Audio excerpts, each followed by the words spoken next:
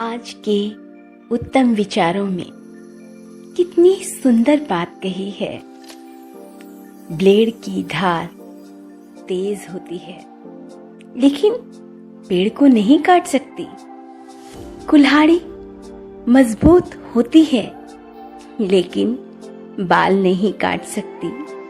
वैसे ही हर इंसान अपनी अपनी काबिलियत के अनुसार ही श्रेष्ठ होता है। इसीलिए अपने आप की तुलना किसी और से कभी भी ना करें। भगवान ने आपको आपकी नजर में और अपनी नजर में सर्वश्रेष्ठ बनाया है। कहीं कुछ कमी रह भी जाती है तो वह आपके हाथ में है, आप उसे दूर कर सकते हैं। पर आत्मग्लानि में कभी न रहें।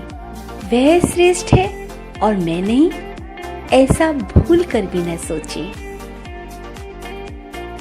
आपके आंसुओं पर किसी की नजर नहीं जाती, आपकी उदासी पर किसी की नजर नहीं जाती, आपकी दर्द पर किसी की नजर नहीं जाती, परंतु आपकी गलतियों पर सबकी नजर चली जाती है।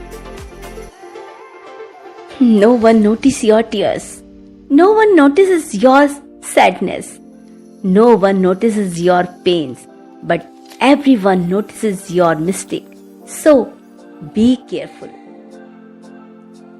इंसान है तो गलतियां होंगी ही, परंतु माफी मांगने से कोई छोटा नहीं हो जाता। हाँ, शर्त यह है कि वह गलतियां आप दोबारा न दोहराए।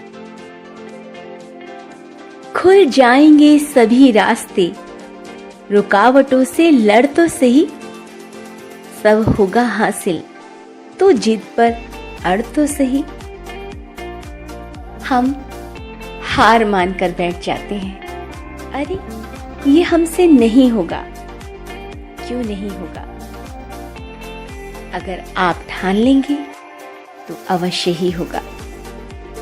लेकिन हम कोशिश करते हैं दूसरा बदल जाए। कभी सोचिए कि स्वयं को बदलना कितना कठिन है, तो फिर कैसे दूसरों को बदलना सरल हो सकता है। आपसे अगर कोई कहे आप ऐसे नहीं ऐसे रहिए, आपको बेहद बुरा लगेगा।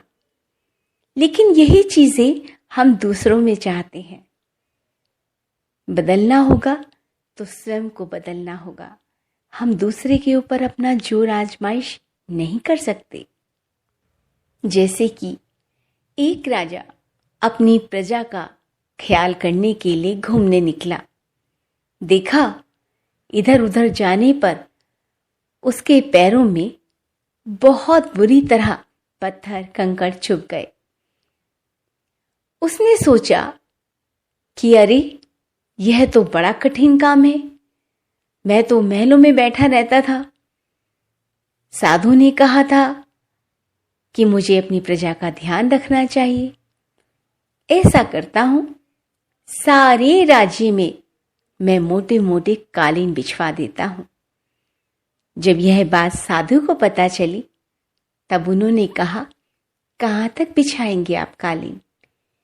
क्यों ना लोगों में चप्पल बांट दें? आप स्वयं भी चप्पल का निर्माण करवाइए। यह बात सभी को जच गई। हम दूसरों के लिए वही चीज करें जो हम स्वयं के लिए चाहते हैं। दूसरों को बदलने के बजाय हम अपने अंदर वही चीजें चेंज कर दें, परिवर्तन कर दें जो हमें भी और हमारी वजह से दूसरों को कष्ट दे रही हो। दो चीजों की गिनती करना आज से ही छोड़ दीजिए, खुद का दुख और दूसरों का सुख। जिंदगी सच मानिए बड़ी आसान हो जाएगी।